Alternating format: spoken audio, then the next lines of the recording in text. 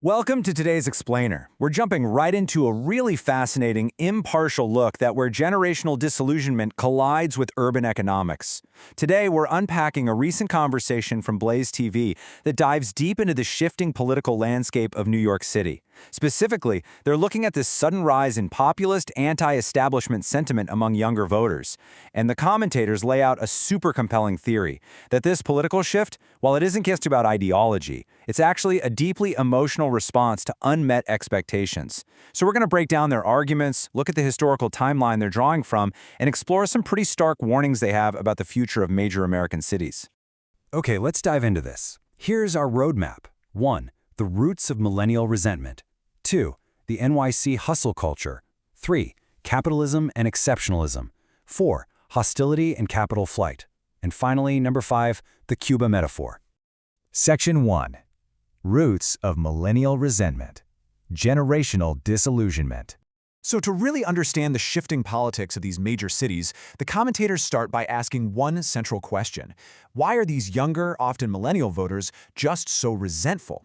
According to the source, this isn't some overnight political awakening. No, it's a deep-seated catharsis. It's the result of an emotional buildup driven by a profound sense of betrayal. The speakers theorize that these voters are operating from a place of intense disillusionment. They literally feel this urge to tear down legacy institutions, the ones on Fifth or Park Avenue, simply because those buildings represent a level of wealth and stability that they feel they were promised but just never actually got. To explain exactly where this comes from, the commentators trace a timeline of massive societal shocks that completely disrupted the millennial upbringing. I mean, think about it. If you came of age during this era, your entire worldview was shaped by the 9/11 attacks, then the 2008 financial crash, and eventually the 2020 COVID pandemic. But the real friction, the absolute core of the issue, according to the source, comes from the official response to those crises. They point out that during these massive shocks, huge institutional banks and massive corporations got bailed out, while everyday people, mom and dad, simply didn't. Watching that massive disparity unfold right during your most formative years, yeah, that's absolutely going to leave a mark. It understandably fuels a really deep populist anger. And this brilliantly illustrates that massive gap between expectation and reality. On the one hand, you have the quote-unquote promised life. This is the model straight out of the 1980s and early 90s, where a single income could actually afford a house, communities felt intrinsically safe, and traditional milestones like marriage and having kids were totally accessible. But then you contrast that with the harsh reality that so many actually faced. We're talking about taking on six-figure university debt for a high-paying job or a glamorous lifestyle that literally never materialized, leaving them just scraping by. The source argues that when people finally realize the world has fundamentally changed from what their parents experienced, they face a tough choice. You either adapt to the new reality, or you become increasingly angry and put all your effort in trying to tear the existing system apart. Moving on to Section 2. The NYC hustle culture. Expectation versus competition. Now, the speakers define the classic American, and very specifically the New York, experience through this concept of hustle. They argue that the city's economic ecosystem is basically governed by the laws of physics. Put simply, you get out exactly what you put in. It's an incredibly intense environment that rewards immense individual effort and the ability to adapt to hardship rather than, trying to dismantle the system just to fit your own comfort level. In their view, if you aren't willing to really hustle, you're just going to scrape by. To drive this point home, the commentators actually reference the Broadway show Ragtime. In it, an immigrant arrives expecting streets paved with gold, only to realize just how brutally hard survival actually is. He initially turns against capitalism, but ultimately finds the one unique skill he can offer to succeed. They pair this with that famous Frank Sinatra lyric, "If you can make it here, you can make it anywhere." One of the speakers notes that in New York, there are literally 1,000 people right behind you ready to fiercely compete for your job. It's a Machiavellian environment, for sure. The source suggests that voters pushing for these radical anti-capitalist policies might simply not be cut out for that level of extreme competitive intensity. So instead of adapting, they choose to try and shrink the city down to a size that fits them. Let's look at Section 3. Capitalism and exceptionalism, the J.P. Morgan symbol. Now, what's really interesting about this next point is how they use the new J.P. Morgan Chase building in New York as a symbol. They describe the architecture as absolutely incredible, and they note this fascinating little detail. Right inside the center of the building, there's a giant flagpole with an American flag and an internal system specifically designed to make that flag continuously flutter in the wind. For the commentators, this building isn't just another corporate office. In their own words, it is a monument to exceptionalism. It stands as a physical representation of the towering achievements of free enterprise. But of course, this monument sits right in the crosshairs of populist anger.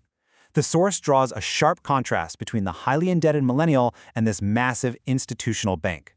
And while they totally acknowledge the frustration of voters who carry heavy debt and resent these huge institutions, the commentators ask a very pragmatic question.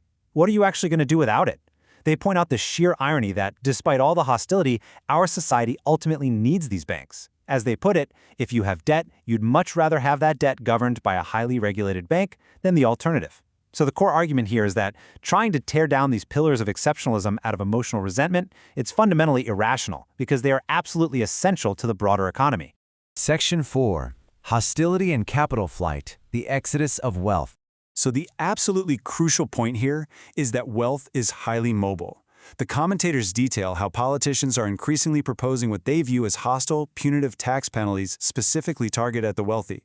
A prime example they point to is the CEO of Citadel, Ken Griffin.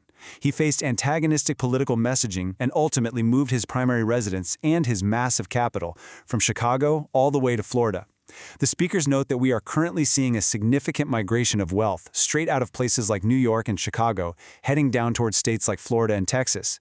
And the downstream effect of this? Well, it's a massive loss in local philanthropy. When the billionaires pack up and leave, the vital funding for local soup kitchens, homeless shelters, and community projects goes right out the door with them. The source poses a really sharp rhetorical question from the perspective of the wealthy folks being targeted by these policies. Why do I want to fund the revolution? If individuals feel like they're being bullied or menaced by politicians and resentful voters who are trying to, quote-unquote, burn their apartment down, they simply aren't going to stick around to foot the bill. The speakers are quick to highlight that unlike in authoritarian regimes, unhappy taxpayers in America don't have to build a raft to escape in the dead of night. They can just move their corporate offices to Palm Beach or Greenwich. Let's move to Section 5 and see how this builds to the final point, the Cuba metaphor, a warning of decay.